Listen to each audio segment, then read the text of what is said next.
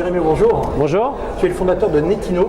Un des dirigeants, tout à fait. Un des dirigeants. Que fait Netino? On est spécialiste de la modération sur le web et les réseaux sociaux. Donc on revisionne tout ce qui est publié par les internautes, sur des textes, des photos, des vidéos sur les réseaux sociaux notamment, ou les forums. Et on enlève tous les propos qui sont hors charte, donc qui doivent être supprimés. Propos racistes, insultants, vulgaires, diffamatoires, etc., etc. Alors l'avantage, c'est que tu es en contact avec beaucoup de dirigeants d'entreprises qui ont des consommateurs comme clients finaux.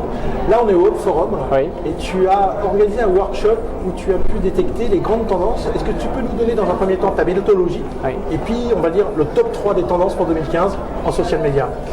Avec plaisir. En fait, on a évoqué ce matin donc en workshop les 7 tendances social médias de 2015, c'est-à-dire ce qui va vraisemblablement être des best practices qu'il faudra avoir dans quelques mois. Et pour ça, on n'a pas sorti notre chapeau, on a fait une méthodologie en 2 temps. On a commencé d'abord avec mes équipes à visionner, à lire beaucoup d'études, notamment américaines, mais pas que, qui essayaient d'anticiper ce qu'allait devenir le social media dans les mois et années à venir. Et on en a retiré les 10 tendances, c'est-à-dire les 10 choses les plus souvent citées dans toutes ces différentes études.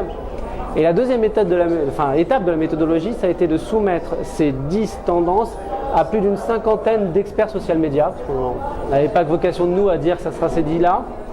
Donc ce sont des clients de grandes marques, je ne vais peut-être pas forcément citer, des social media managers dans les agences, ça peut être aussi des blogueurs, ça peut être quelques prestataires également. Au total, 57 personnes pour être très précis, à qui on a demandé tendance par tendance s'ils étaient tout à fait d'accord ou pas du tout d'accord avec le fait que ça sera quelque chose de majeur en 2015.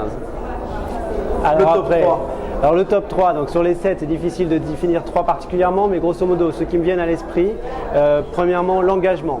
L'engagement, mais pas forcément comme on l'entend aujourd'hui, c'est-à-dire on met de côté les likes, les shares, on se concentre sur les commentaires, des vrais, avec des petits bouts d'adjectifs et de verbes dedans, quelque chose vraiment qui vient du cœur de l'internaute, parce que Facebook est en train de changer ses algorithmes et enlever ou dégrader les publications qui incitent au clic sans forcément justifier la raison.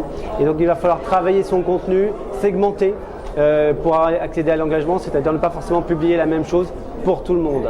Ça peut être la première des choses. La deuxième tendance majeure qui ressortait, c'est la dichotomie entre le real-time marketing d'un côté et la planification de l'autre. Je m'explique. On a en tête parfois le tweet d'Oreo avec le Super Bowl et cette capacité extraordinaire de rebondir sur un sujet dont tout le monde parle pour viraliser. Ce qu'on a essayé de montrer dans l'étude, confirmé par les répondants, c'est que l'improvisation ne s'improvise pas.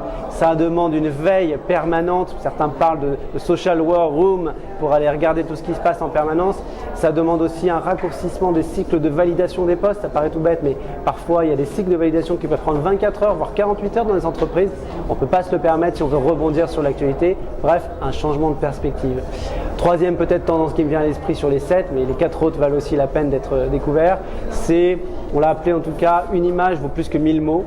Et on rebondit sur le fait que Twitter, Snapchat, Vine, Instagram ont bien compris que la viralité passe plus par l'émotion visuelle, que ce soit une image ou une vidéo courte, que par des textes même très bien rédigés. Et ça va jusqu'à imaginer que demain, on recrute dans les équipes social media plus de photographes, de monteurs vidéo, d'infographistes, ou qu'on aille chercher des experts comme McDonald's l'a fait avec ce personnage-là qui fait des vidéos sur Vine extraordinaires, dont le nom m'échappe, pardon, mais c'est pas grave, vous l'aurez deviné, et qui derrière est capable de créer du contenu et de l'émotion et qui viralise beaucoup plus qu'un texte très bien fait. Alors il y en a 4 autres, et je vous invite à les découvrir sur SlideShare, c'est disponible et c'est assez intéressant. Merci beaucoup Jérémy. Au plaisir, merci.